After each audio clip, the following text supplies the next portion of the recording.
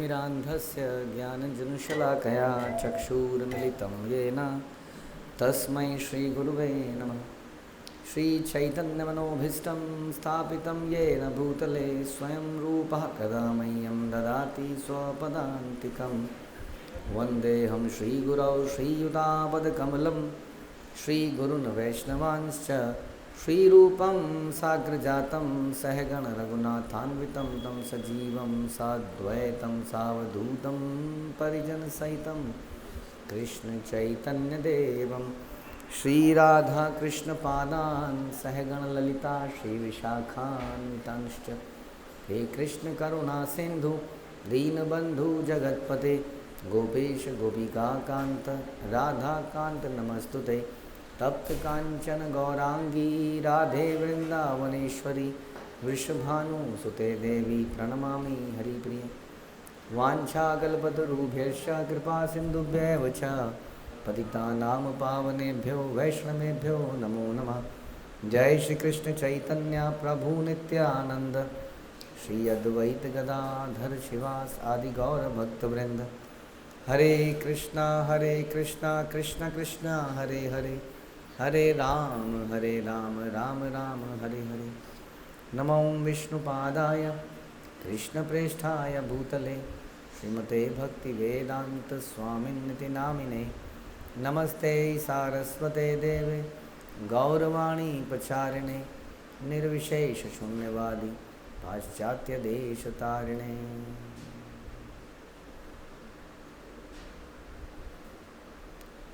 हरे कृष्ण। प्रश्न उत्तर। Thank you so much प्रभु। तो प्रभु पहले एक रियलाइजेशन की मतलब जैसे आप चैतन्य भागवत में बता रहे थे कि कैसे जो श्रीवास ठाकुर की सास थी उनको मतलब कीर्तन में आना अलाउ नहीं था और भगवान ने उनको बाहर निकलवा दिया और श्रीवास ठाकुर ने निकाल दिया उन्हें बाहर। तो मतलब मैं सोच रही थी कि हम पर कितनी बड़ी कृपा है कि मतलब बिना किसी योग्यता के भी हमें मतलब ऐसे कीर्तन में भाग लेने दिया जाता है और मतलब भक्तों के बीच में रखा गया है हमें, मतलब मुझे स्पेशली। तो ऐसी कोई योग्यता नहीं है लेकिन फिर भी रखा हुआ है। तो मतलब ये गुरु परंपरा इतनी ज़्यादा कृपालु है कि वो ऐसा कर रही है और मतलब उनके सानिध्य में आप ऐसा कर रहे हैं कि आप हम सबको अलाउड कर रहे हैं। तो एक तो ये मतलब कृपा फील हो रही थी और इसी में एक प्रश्न था प्रभु कि मतलब ऐसे मतलब महाप्रभु तो जानते थे कि वो मतलब उनकी सास के अंदर पक्का कुछ ना कुछ प्रॉब्लम मतलब अपराध रहे होंगे तभी महाप्रभु ने उन्हें बाहर निकलवाया। लेकिन हमें तो नहीं पता चल पाता कि मतलब किसके अंदर क्या चल रहा है। तो ऐसे में हम कैसे पहचानें, मतलब जैसे कई बार मतलब अगर कोई कुछ ऐसी बातें होती हैं जो कि सबको नहीं बतानी चाहिए, मतलब स्पेशली किसी भक्त की ग्लोरिफिकेशन सुनकर मतलब जब हम किसी भक्त की ग्लोरिफिकेशन करते हैं तो कई बार ऐसा होता है कि मतलब हम सबके सामने नहीं करनी चाहिए, ऐसा कुछ होता है। तो हम कैसे पहचानेंगे किसके सामने करें किसके सामने ना करें, कौन ईर्ष्यालु है? ग्लोरिफिकेशन करिए, करने के बाद तो ईर्ष्यालु हो जाएगा तो पता लग जाएगा। ग्लोरिफिकेशन करना तो वैष्णव का काम है और सीखा ही क्या हमने। ऐसा तो नहीं है कि ग्लोरिफिकेशन किसी के सामने नहीं करना चाहिए, है ना, करनी चाहिए। जब आप करेंगे तो वो ईर्ष्या में आ जाएगा तो थोड़े दिनों में पता लग जाएगा, फिर वो करेगा वो क्या क्या, फिर वो थोड़े दिनों में अपने आप चला जाएगा। तो आपको निकालने की ज़रूरत नहीं है, महाप्रभु की तरह व्यक्ति अपने आप चला जाएगा। मिसफिट व्यक्ति अपने आप सिस्टम ऐसा बना है प्रकृति का कि आदमी अपनी नेचुरल जगह पे जाके सेट हो जाता है। इसलिए इतने सारे गुरु होते हैं दुनिया में, अलग अलग। हाँ, कुछ देवी देवता के हैं, कुछ काली माँ के हैं, कुछ अलग अलग हैं। तो आदमी अपने आप वहीं जाके सेट होता है, वो वहाँ उसका मैच हो जाता है हृदय। तो ये नेचुरल होता है अपने आप, ज़्यादा कुछ करने की ज़रूरत नहीं है आपको। आप किसके साथ रहें ये भी डिपेंड करेगा कि हमारी क्या पोजीशन है। नहीं तो हम उसी के साथ रहेंगे जैसी हमारी पोजीशन है जनरली। हालांकि अपने से उच्च विचारों के लोगों के साथ रहा जाए तो ज़्यादा अच्छा है। इसके लिए शास्त्र को पढ़ना और शास्त्र को सुनना जरूरी है। जब आप शास्त्र को पढ़ेंगे, शास्त्र को सुनेंगे, तो जब उसमें डेविएशन होगा तो आपको दिखेगा। ये गलती वहाँ हो रही है जो व्यक्ति शास्त्र को पढ़ नहीं रहा है, शास्त्र को सुन नहीं रहा है। और ऐसा हम रोज़ देखते हैं, आज ही हमारी बात हो रही थी, होती रहती है, कई सारे ऑब्जेक्शन करे जाते हैं। जैसे फॉर एग्ज़ाम्पल अगर हम ये चर्चा करें कि क्या गर्ल्स एंड बॉयज़ को साथ, ये क्वेश्चन मुझसे पूछ रहे थे, साथ में रखने में प्रॉब्लम क्या है? अगर आप साथ में नहीं रखोगे तो उनके अंदर एक क्यूरियोसिटी बढ़ जाएगी कि मुझे रोका जा रहा है, मुझे रोका जा रहा है।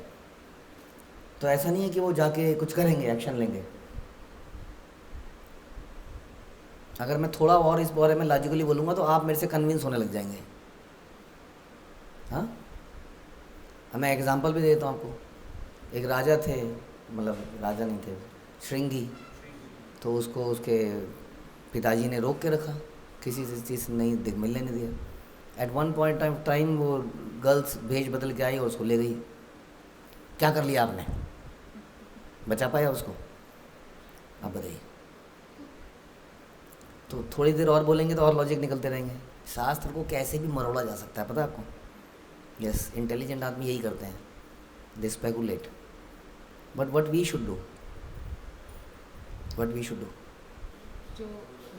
We should do what guru parampara is saying. अपने तात्पर्य निकालने की आवश्यकता नहीं है। ऑल दो हमारे लॉजिक बहुत बढ़िया हैं, हो सकते हैं, बड़े प्रैक्टिकल भी लगते हैं, but just see what Prabhupada has done, what he has done. उन्होंने क्या क्या कहा है इस विषय में? उन्होंने कहा फायर और बटर साथ में मत रखिए, राइट? तो मैं किसी को बता रहा था, अगर वो सुन रहे हैं तो हमारे यहाँ कुछ छुपा हुआ नहीं है।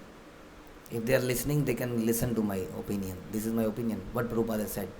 Then why you have opened a school which is boys and girls both? We can close it then. हम माताओं का बंद कर देते हैं, क्या ख्याल है?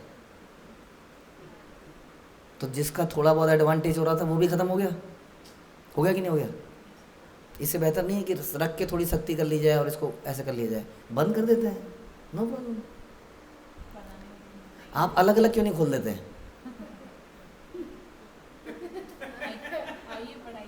आइए पढ़ाइए, जगह ले आइए, पैसा ले आइए, पढ़ा दी। मैं तो चाहता हूँ, मैं तो शुरू से ऐसी इच्छा थी कि इनके लिए अलग से खोला जाए, इनके लिए अलग से खोला जाए, बट आइए तो सही, क्या करें हम? एनीवे, मैंने इतने सारे लॉजिक क्यों दिए? मैंने कहा जब आप शास्त्र को पढ़ेंगे, गुरु परंपरा को सुनेंगे, तो आपको डेविएशन समझ में आ जाएगा कि ये व्यक्ति कुछ ऐसी बात कर रहा है जो परंपरा में सुनी नहीं गई, लॉजिकल लग रही होगी बहुत। लॉजिक इज नथिंग, माया है, वो भ्रमित करता है। इतने शताब्दियों तक डार्विन थ्योरी लॉजिकल ही लगती रही लोगों को, वो भी लॉजिक ही है कि नहीं? लॉजिक तब टूट जाता है, कोई और लॉजिकल व्यक्ति उस लॉजिक को काट देता है, तो वो वाला लॉजिक खत्म हो जाता है, फिर एक और आता है उसको काट देता है, तो this will go on. Deviation है कि नहीं? किसके साथ रहना है? आपने पूछा किसको बाहर करना है, सासू माँ को बाहर करना है कि नहीं करना है? यू विल अंडरस्टैंड अगर आप स्ट्रिक्टली साधु संग करेंगे, शास्त्र को सुनेंगे, उसको अपनी लाइफ बना लेंगे, उसको जिएंगे, तो आपको समझ में आ जाएगा ये व्यक्ति कुछ बोल रहा है जो कि ऐसा तो नहीं बताया गया। आपको उसको निकालना नहीं है, आपको खुद को निकालना है वहाँ से, ठीक है? सो दैट आप वैष्णव अपराध ना करो।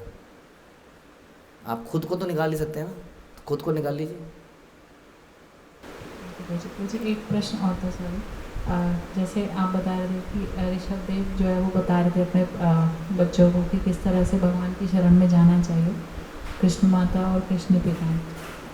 तो आप बता रहे थे कि हमें भी अपने बच्चों को ऐसे समझाना चाहिए, लेकिन मतलब कहीं ना कहीं हम मतलब अपने बच्चों को अपने से अटैच कर लेते हैं, तो मतलब इस चीज़ को हम आप अपने बच्चे को अपने से अटैच कर लीजिए। जो डिवोटीज़ हैं उनको अपने से अटैच करना चाहिए, कोई प्रॉब्लम नहीं है।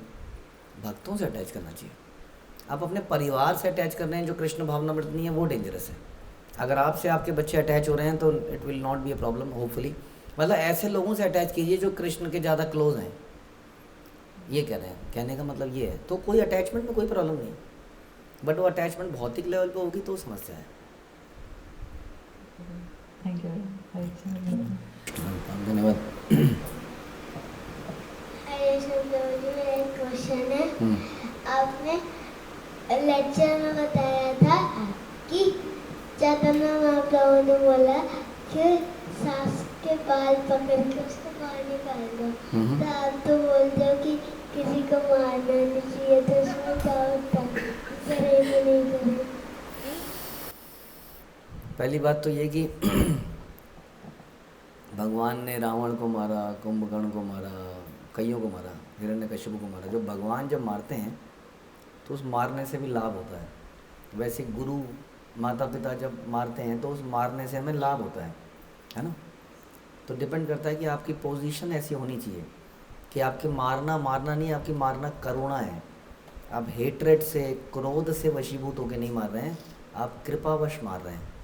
तो वो तो थोड़े से जो भक्ति में मैच्योर हैं वो लोग जानते हैं। आप लोग अगर अभी किसी को मान रहे हो, बच्चे को, तब ये नहीं कहा जा सकता कि प्रभु जी मैं उसके भले के लिए मान रहा हूँ, क्योंकि अभी आप इतने मैच्योर नहीं हुए ना। तो जो ऐसे लोग हैं जो हमारे शुभचिंतक हैं, वो सोच समझ के हमारी भलाई के लिए कई बार हमें पनिश भी करते हैं, वो हमारे भलाई के लिए ही है।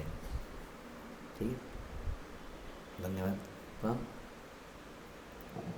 हरे कृष्ण गुरुदेव, थैंक यू जी ये मौका देने के लिए कि इस हफ्ते जो सुना उसकी रिलेशन शेयर कर सकें और कुछ प्रश्न हैं तो उसके क्वेश्चन आंसर कर सकें। अब स्तोभा कृष्ण को नहीं बताया, भारत माता जी ने बताया प्ले वाला, तो ये हमने कई बार सुना है कि हम यहाँ पे प्ले का रोल कर रहे हैं, तो इससे इतनी रिलेशन नहीं हुई थी। लेकिन जब आपने बोला ना कि जब हम मर जाएंगे दूसरा जन्म मिलेगा, बोला जाएगा अब ये वाला प्ले करो, तो एकदम से डीप रिलेशन हुई कि हम ये फालतू में ही इतना डीप इस जन्म में जो है घुस जाते हैं संबंध में कि असली संबंध को भूल जाते हैं। और आप इसी में ही बता रहे थे फर्दर एक्सटेंड करके कि हमें मन किसका है, भगवान की, बुद्धि किसकी है, भगवान की, जीवात्मा शुद्ध है, तो फिर जीवात्मा क्यों फंस जाती है। तो ये ना प्रश्न मेरे को बहुत पहले से है, मतलब मैं आपसे कई बार इस पर आर्गूमेंट भी करता हूँ, तो मेरे को ये समझ नहीं आता कि जब भगवान का रचा रचाया खेल है, भगवान ने एक झटका मारना है और ख़त्म कर देना है सब, तो फिर इतना मतलब क्या बोलूँ चोचलेबाजी क्यों है। मतलब हम फंसे हुए हैं, तो भगवान एक झटका मारे बुद्धि ठीक कर दे, ऐसा कई करोड़पति व्यक्ति होता है। उस करोड़पति व्यक्ति का हमने देखा हुआ है खुद। We were in that mother son सुमी, आई वॉज दैट। उसका जो ओनर है बहुत बड़ा आदमी है वो। तो हम जब वहाँ पे काम करते थे तो उसका बेटा वहाँ पे आके बैठने लगा, वामन सहगल, हमारे सीट के पीछे और वो डिपार्टमेंट में काम करने लगा एज ए एम्प्लॉई, कभी फाइनेंस डिपार्टमेंट में, कभी किसी डिपार्टमेंट में। तो आपको क्या लगता है उसको काम करने की ज़रूरत क्या थी? उसके पिताजी ने उसको क्यों भेजा वहाँ पे? वो तो करोड़पति है। न केवल सीखने के लिए, बल्कि पहले ये देखने के लिए कि हाउ सीरियस आर यू।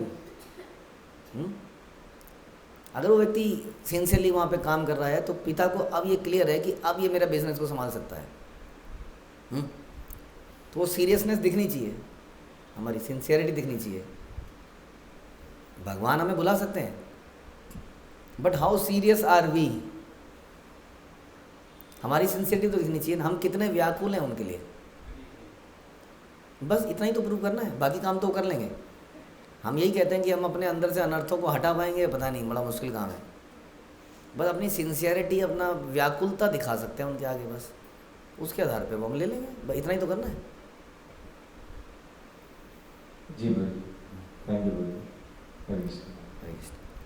हरे कृष्ण मेरे दो क्वेश्चन है। दो क्वेश्चन, हाँ। पहला कि हम ईर्ष्या कैसे नहीं करें? ईर्ष्या कैसे ना करें? प्रेम करके। एक जगह मैं सुन रहा था कि इतनी अजीब सी बात है कि आदमी जैसे कि एक डिवोटी एक नॉन डिवोटी से ईर्ष्या नहीं करता, और एक डॉक्टर एक इंजीनियर से ईर्ष्या नहीं करता। डॉक्टर से ईर्ष्या करता है, इंजीनियर से ईर्ष्या करता है, और भक्त से ईर्ष्या करता है। Because we see it as a competition, कि कॉम्पिटिशन है, या तो ये रहेगा या मैं रहूँगा। भगवान के धाम में ऐसा नहीं है। भगवान की 16,108 तो लीगल पत्नियाँ हैं। और अनंत उनकी सखियाँ हैं। हाँ, तो भगवान के धाम में कंपटीशन की आवश्यकता ही नहीं है। वहाँ ऐसा नहीं है ना कि एक ही भगवान है, एक फूल दो माली वहाँ ऐसा नहीं है। वहाँ वो माली हर फूल के साथ चल पड़ता है। हाँ, तो इसलिए आपको ये समझना पड़ेगा, स्पिरिचुअल वर्ल्ड में कंपटीशन की आवश्यकता नहीं है। भगवान सबको प्रेम कर सकते हैं। अगर कोई हमसे आगे निकल रहा है तो उसको जाने दीजिए, वो अच्छा ही है, वो हमें प्रेरणा ही देके जाएगा। हमारी पोजीशन ऐसा नहीं है कि यहाँ पर सबसे बढ़िया किसने पुस्तक वितरण किया। जस्ट द एग्जाम्पल ऑफ गिलहरी राम सेतु में, तो भगवान गिलहरी से भी प्रसन्न थे। इसलिए कौन, हनुमान जी अगर बहुत ज़्यादा बड़े पत्थर लगा देंगे तो आप परेशान मत होइए, इस व्यक्ति ने इतना बढ़िया कर दिया। हाँ, आप अपना काम करते रहिए, भगवान आपसे भी प्रसन्न होंगे। तो डोंट कॉम्पीट, ठीक है। स्पर्धा मत कीजिए, स्पर्धा कीजिए, प्रेरणा ले सकते हैं आप, ठीक है। और भी कई चीज़ें हैं, ये प्रैक्टिकल तो यही है। मान लीजिए कोई कंपटीशन, ऐसा नहीं है कि वो जो लैडर होता है ना, लैडर, थर्ड, सेकंड, फिर फर्स्ट में कितने लोग खड़े होते हैं? एक ही होता है। तो इस संसार में ऐसा है, वहाँ पर ऐसा नहीं है, पता है ना, वहाँ एक साथ सब खड़े हैं, ऊपर बहुत सारे खड़े हैं, कोई कंपटीशन नहीं, ठीक है। दूसरा क्वेश्चन से लेकर लेक्चर में बैठा कि हमें वो तब हमें एग्जाम्पल दिया था कि तब अलंकार के समय में महाराज को वो गिरा कर कर दिया था। तो अगर हम सब भक्तों की दूरी लेनी है तो कैसे लें? हाँ, तो मैंने कहा था कि भक्तों की धूली दिखावे के लिए मत लीजिए। मैंने धूली ले ली, चुपके से ले लीजिए, कभी भी नहीं मिलेगी धूली आपको। इसी फर्श में तो चलते हैं। अगर आप यहाँ पंचांग दंडवत करोगे, सर नीचे लगाओगे, धूली नहीं लगी सर पे। अगर आप प्रणाम करने से बचोगे तो फिर यहाँ पे कहीं पर भी, यहाँ भक्ति तो चल रहे हैं दिन रात, तो वहाँ पर सर लगा लीजिए नीचे, हो गई धूली, ठीक है। हरे कृष्ण। नित्यानंद विष्णु प्रभु, एक सेकंड दीजिएगा मुझे। यस, बोलिए। नित्यानंद विष्णु प्रभु। हरे कृष्णा प्रभु जी। प्रभु जी, एक तरह से मतलब रिलैक्स, हम अब जब से जपा हो रहा है प्रभु जी, हम आप आ रहे हैं, इस बहुत ही अच्छा मतलब लगता है। जल्दी आना पड़ेगा थोड़ा, लेकिन आपका टाइम नोट कर रहा हूँ। हाँ, लेकिन यहाँ से आने में थोड़ा घूम के आना पड़ता, पूरा 1 किलोमीटर चल के आता हूँ प्रभु जी। ठीक है, ठीक। 1 किलोमीटर चल के आता हूँ सुबह। तो अच्छा, फिर आपने कहा था ना एक बार कि मन जो है हावी हो जाता है सुबह, तो 10 मिनट तो मन मतलब बुद्धि और मन में खूब लड़ाई होती है सुबह सुबह। तो यस, तो लेकिन आपके बताए अनुसार फिर बुद्धि से हमें तब उसको, फिर बुद्धि से ही उसको प्राप्त करता हूँ, फिर उठता हूँ, फिर जाके नहाता हूँ, फिर तैयार होके आता हूँ। Very good. तो ये तो बहुत अच्छा। दूसरी बात प्रभु जी, ये जो मोह है, जो यहाँ पर हमने कहा है कि अपना जपा समाप्त करके यहीं पर रीडिंग कर लीजिए ना। रीडिंग भी नहीं होगी पूरे दिन में, इफ़ यू हैव टाइम।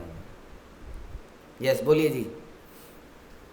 हाँ, तो मोह के मतलब मोह प्रभु जी, जैसे भक्तों से मतलब हम प्रत्यक्ष में देख रहे हैं तो सब कुछ मोह, आप में से घर के परिवार से मोह और संपत्ति से मोह, ये सब मोह में मतलब है। लेकिन जो भगवान के सब कुछ भगवान कर रहे हैं, ये आपके माध्यम से हम जान रहे हैं कि सब कुछ भगवान कर रहे हैं, भगवान करते भी हैं, लेकिन भगवान के प्रति अभी तक मोह नहीं हो पा रहा है, आसक्ति नहीं हो पा रही, इधर से आसक्ति नहीं छूट रही है। जहाँ पर आदमी इन्वेस्ट करता है कुछ, वहीं पर आसक्ति होती है। जब आदमी शेयर मार्केट में पैसे लगा देता है तो दिन रात मार्केट के प्राइस देखता है, ऊपर गया नीचे गया, ऊपर गया नीचे गया। सोने के बिस्किट खरीद लेता है तो सोने के प्राइस देखता रहता है। किसी बिजनेस में अपना समय लगा देता है, उससे अटैच्ड हो जाता है। तो समय, श्रम, धन, कुछ तो लगाना पड़ेगा भगवान में। भगवान में कुछ लगाएंगे तो उससे मोह अटैचमेंट पैदा होगा। सूखे सूखे जाने से काम चलेगा नहीं, कुछ तो करना पड़ेगा, कुछ तो देना पड़ेगा। अब देंगे, इन्वेस्ट करेंगे, आपकी आसक्ति अवश्यम भावी है, होगी होगी, आपको चिंता हो जाएगी। Krishna Bhavanamrita ISKCON must success. क्यों? क्योंकि मैंने पूरा जीवन लगा दिया भाई। हाँ, इसलिए उसको सक्सेस मिलनी चाहिए, आप उसमें लग जाएंगे। तो इसलिए कुछ इन्वेस्ट कीजिए, आसक्ति जरूर होगी। ठीक है प्रभु जी। ओके, हरे कृष्णा प्रभु जी। हरे कृष्ण।